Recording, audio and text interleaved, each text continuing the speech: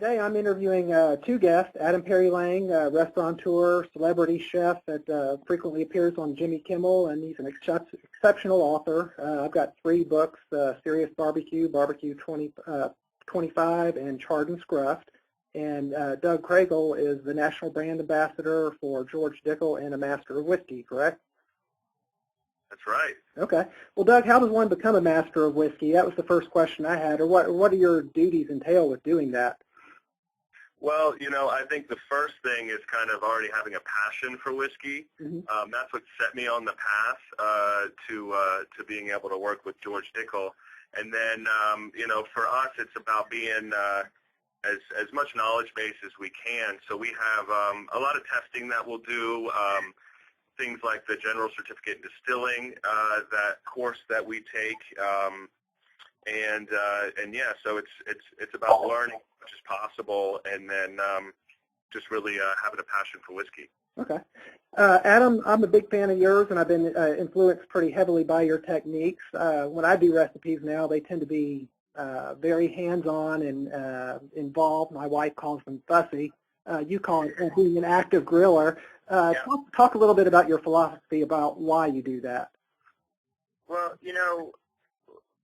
for me, I'm a bit of a purist, and I'm an authenticity nut, and I think that there's something about grilling and barbecue which is unique to other types of cooking, and one of them is that, fire is unpredictable, and you really have to work with it, and you really have to be responsive, and that's why I really coined the phrase active grilling. And one of the reasons why I even paired up with George Dickel was it's just this hands-on experience.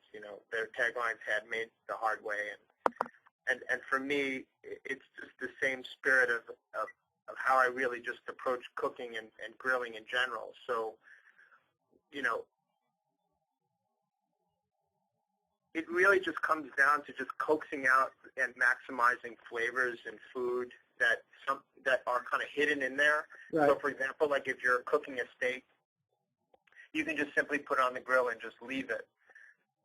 And my technique is, as I'm cooking it, I'm flipping it, and then there's a moment when that steak is frying on that one side after you flip it, and then you just apply the herb brush, and it picks up those flavors of the herb, and then you keep flipping it. It also comes down to cooking it more evenly. Right. So, I often refer to it as almost like 3D grilling because you're adding another dimension of flavor. Yeah. Well, and when you're doing it that way, I mean, everybody, of course everybody likes the pretty cross hatch marks, but that's where the flavor is, and if you can get that over more of the surface of the meat instead of just 2 lines, you're going to have more flavor too, I guess. I can tell you read my books. I have. I've really had them for a long time and have read all of them. Hey, Doug, I'm in Knoxville, Tennessee, which is pretty near Tullahoma. What do you think it is that makes Tennessee whiskey so much more special than those people up north in Kentucky? That's a good question. Yeah, for me, Tennessee whiskey and the category in general is about sipping whiskey. I mean, there's a reason why, one of the key parts in the process is always boasted as doing the charcoal filtration. Yeah. And I think that's a big part that sets us apart. So it's that connection to the whiskey, and the fact that when we filter it out, it does just make the softer side of American whiskey. You still get that flavor, but it's more casual.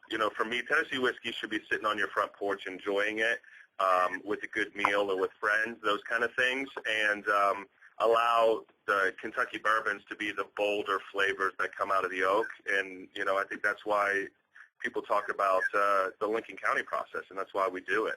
Oh, okay. Adam, you've won at some pretty big barbecue contests like the American Royal. With all your appearances, restaurant duties, and everything going on now, do you get much of a chance to compete anymore? It's something that I really love to do, more so for the camaraderie. I think that in the beginning when I started doing barbecue competition, it was, just being from up north and just trying to have to justify myself based on growing up in a certain demographic and trying to prove that I can, swing toe-to-toe with the big boys, so to speak. It started off like that, but then it turned into something a bit different, and that's what I miss both.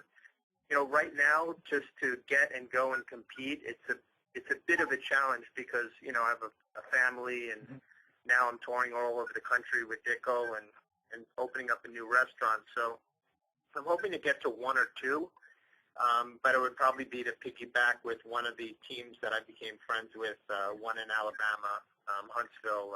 There's Jiggy Piggy that I really like very much. And we always talk about. Do you know them? Yeah, I compete a little bit this year, and we did judge down at Decatur, which is right near Huntsville. So, yeah. You did the Rocket City?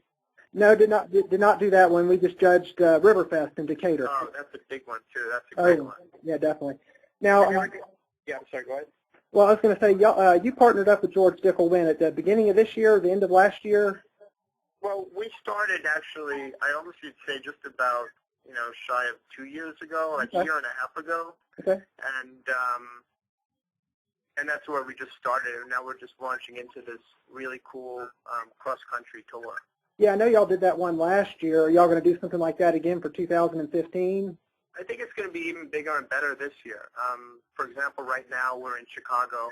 Next week we're going to Nashville, and we've got a couple other great cities, and we're just spreading the word and this great partnership that we put together. It's just an exciting time.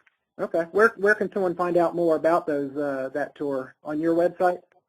Well, yeah, I can put it up there, but more quickly we can forward it to you. It's developing as we speak. We definitely have the cities in mind, but the exact dates we're yet to figure out. But we'll let you know for sure. Okay. And you've created a special recipe using George Dickel. Talk a little bit about that. Yeah, well, two recipes. I both have a barbecue sauce where I use the Dickel 12. Right. And I kept it really simple. I think that, as you know from some of my recipes, particularly from my first book, I can be pretty complex, but I've just been morphing into something that's a little bit more stripped down. And I think there's maybe just 3, possibly just 4 ingredients in that barbecue sauce. And it's really all you need. You don't need to really mask anything. You have a real opportunity to, because when you're cooking out the alcohol, which you're doing for a barbecue sauce, you're able, the remnants that are left behind are the woodiness, the sweetness, you have a bit of caramelization that's in there too. It definitely transforms the barbecue sauce. I encourage you to do it. Mm-hmm. And so it's definitely a simple recipe, but by no means any less complex in flavor. And then I did another recipe, which if you don't have in front of you, we'll forward it to you, which is where, and it's what a good portion of the tour is about, and our partnership is just drawing correlations between handmade the hard way and doing things by hand, which I think is just such a great staple that we have in this country in terms of American craftsmanship, which is very unique to the rest of the world. I mean, there's great craftsmanship around, but I think it's one of our key attributes.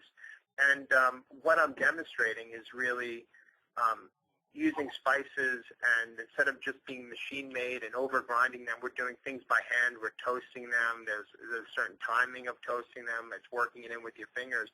And it's more of like a finishing salt, as you might be familiar from my third book, in Chart and Scrub, where you're able just to accent things just at the end when oftentimes flavors drop out. Okay, kind of like the Four Seasons? Exactly. Okay, exactly. Awesome. And I know we're up against time here. Doug, what about special pairings to go with those recipes? What are your favorite cocktail recipes? Well, I think whiskey goes with anything first and foremost, and that's what I love about it. But when it comes to like entertaining, and when it comes to like pairing it up with the kind of food that I've been privileged to taste that Adam makes for us in a lot of these events, things like right now things like punches are very popular. Mm-hmm. And so if you take something like our George Dickel Rye, for example, I mean, you can do a great Dickel Rye Manhattan with it just at home, and I do that at home, but doing something and adding these particular ingredients and using fresh ingredients and kind of bringing them together the same way that you watch Adam put the spice rub together or something like that into a punch is really great. So we actually have a Cascade Hollow Punch that Joe can send you over the recipe for with Dickel Rye and just lemon and ginger and a little sugar water and sparkling. It's really easy. But when those flavors come together, it creates an atmosphere that works really well. Great. And I know we've run over. Thank you very much. Thank you both. And hopefully I'll see you in Nashville in a couple of weeks. I might make it over for that.